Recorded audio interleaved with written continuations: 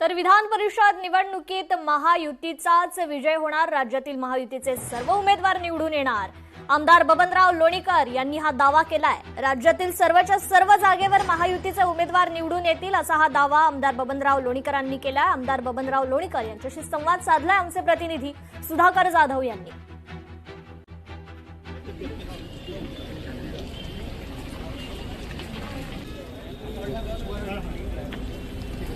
राज्यामध्ये आज 11 जागेवर विधान परिषदच्या निवडणुका पार पडत आहेत।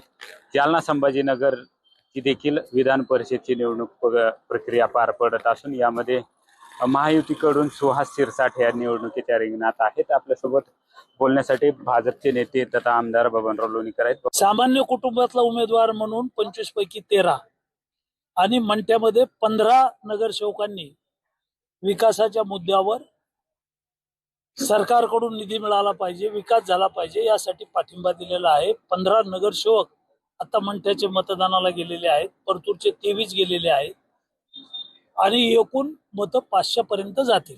विक्रमी मतानं सुहास शिरसाट हे निवडून येतील। राज्यामध्ये महाराष्ट्रातल्या जनतेने ठरवलेलं आहे, निवडून आलेल्या जिल्हा परिषद सदस्य, पंचायत समितीचे सभापती आणि नगरसेवक, महापौर, उपमहापौर राज्यातल्या 17 पैकी 17 जागा महायुतीच्या निवडून येतील, यात कुठलीही शंका नाही।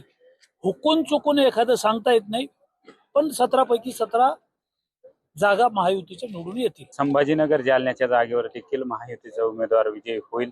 500 पेक्षा जास्त मतं जे आहे ते महायुतीच्या उमेदवाराला पडतील असा थेट दावा आमदार बबनराव लोणीकर यांनी केलाय। सुधाकर जाधव, लोकशाही मराठी, जालना।